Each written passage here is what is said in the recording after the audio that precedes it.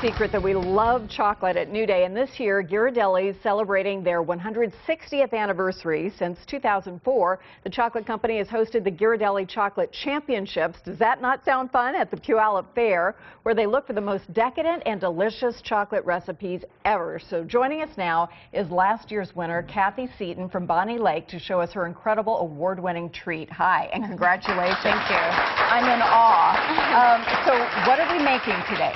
We're making a chocolate peanut butter tart. That will look like this when it's all over, the one with the blue ribbon. I just think that sounds fantastic. So how do we get started? First, we're going to start with half a cup of butter. Okay. We're going to make a shortbread crust. So you just put that into your mixer. Then we're going to go ahead and take half a cup of sugar. Okay. It's just granulated sugar. 1 cup of flour. So this looks like it's pretty easy. It's extremely easy, yeah. It's very, very and simple to make. the idea is to really show off the ingredients, which you've done beautifully. Yeah, so we're going to cream that together real quickly. All right. And typically, you're going to just let that mix in together. Then we're going to take a little bit of chocolate, and I've pre-melted this. I've had such a hard time keeping my hands off that. It's been backstage. And if you look in here, it looks kind of like pie crust. It does. So it's just simply mixing that together. Okay. And then you're going to pour in 3 ounces of chocolate. All right. And this is a little bit more than 3 ounces, and that looks about right.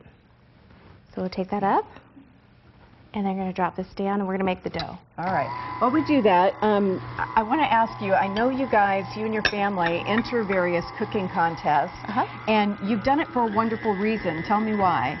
I really wanted to encourage our kids to cook. And so in doing that, there were some contests for children.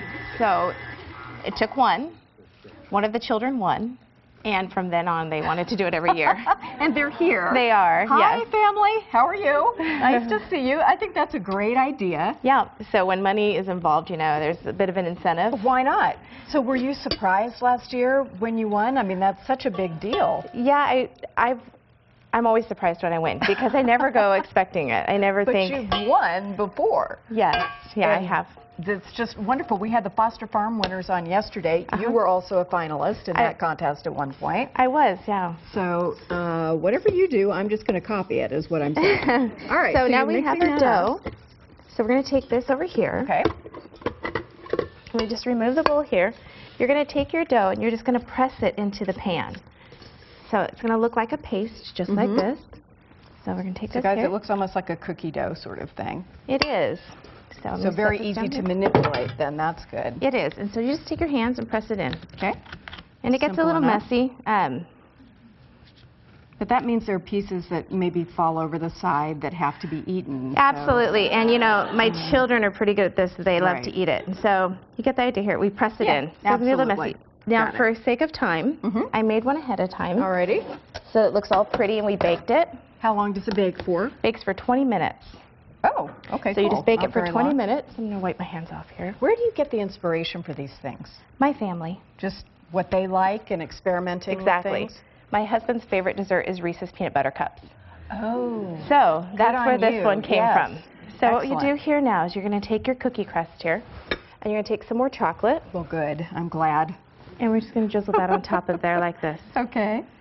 And then what you can do for me while I get the peanut butter filling going, would you spread that on there for me? Yes, I'd be more than happy to. Okay, great. All right, so this is something actually your kids can help with, right? Because it's not that complicated. Absolutely, yeah. Good. They're very, very good in the kitchen. But not so complicated that the family can't get involved. There you go. And so now we're going to take the mixer again, and while you're doing that, I'm going to put together the filling. Very good. And we're going to take the peanut butter. What kind of peanut butter do you use? Do you use chunky, smooth, organic? A little bit of both. Okay. So I use 1/4 cup of chunky, and then 3/4 cup of creamy. And to that, we're going to add some powdered sugar, and then I add a little bit of vanilla. Just a little bit? Okay. About a teaspoon. Did I do that approximately correctly? Okay. Yeah. And we're just going to mix this up. And I like to use this flex edge beater because it scrapes the side of the bowl. That's good. You don't have to try to stick a spoon in there at the same time. Not at all. Alrighty. So we're going to whip that up. And I actually turn it to high. And just that quickly, it's all incorporated in. Great. And then we're going to take this. Typically, again, you would take this and put this into the fridge. Let it harden just a little bit. Okay. Oh, look at that. I got chocolate on my finger. And then this is the filling. And so that just goes on top. It does. Oops. So you're going to take this here. Here we go. Now, is that hard to spread on top of the chocolate without Well, that's why you would want to put that in the fridge. In the fridge first. Okay. Yeah. So we won't worry about it today. No, if we it won't. gets a little mushy. If you want the layers to look really pretty, then you definitely will do the layer in the fridge, let it harden. Because when you cut it, you want it to look the nice layers. a special way. Yeah. Okay. So we're just going to take this and spread this out. All right. You're doing pretty well without even refrigerating that. I took a cake decorating class one time, and you always push away. So you push down and push away. Push away from the center? Yep. When you come back to this, away from me? When you come back is when everybody kind of makes that mistake, and you try to come back over the top of it. That's a good point. Okay, excellent. I'm glad to know that. There you go. So and that so that's our beautiful. peanut butter filling. All right. Okay, last step is the ganache. Oh my goodness. Okay, so we're going to take this little canister right here. Will you hold that? Yes. And we're going to take this hand blender right here. And there's a special stem. I'm going to grab it. Okay. This is for making mousse. This looks and like a frosting. good tool. Oh, it's wonderful. It makes my job in the kitchen so easy. So I take this here. I do soups and all kinds of things with it. Okay. Got an extra plug over there? Yeah, we're going to unplug the mixer. Okay. And then we're going to do this here. You need all this chocolate. So we're going to just put all this chocolate into that pitcher. Alrighty. How can I best here? help you there? Just like There that? we go. Yep. Okay. Water is not a chocolate. It's not a friend of chocolate. You know, if you get water into it, your chocolate does funny things. It does. It congeals. separates and does strange things. Okay, you're right. So you So we get that in can there. do this in the microwave too. So you can melt the chocolate in the microwave. Okay. So you've just put that over essentially kind of a double boiler I situation. did. Yeah. So that's Alrighty. our chocolate, 12 ounces of chocolate. This is some vanilla and half and half. Mm-hmm. Okay, so if you want to set that down there. Okay. Here? Yep. Nothing's on. There we Would go. you like to do this? No. Let's let you do this. All right. I'm unfamiliar with this tool. Something bad could happen. So you just put this in here like this, and you're just going to press on it. Oh, okay. So it doesn't fly all around. No. And we make the ganache. Uh-huh. You can use a hand mixer. You can use the stand mixer. This right here just takes it. And you see how glossy it is? Yes, that's beautiful. Isn't that quick? And it turns it to this nice fudge. So, oh my goodness, that looks fantastic. So after this is refrigerated, this goes on top, right? Uh-huh. And then how did you flake the chocolate for the very top of this? I'll show you how we did that. Yep. With a vegetable peeler or something? Yep. So here, I'm going to give this to you. All right. And will you pour the fudge on? I will.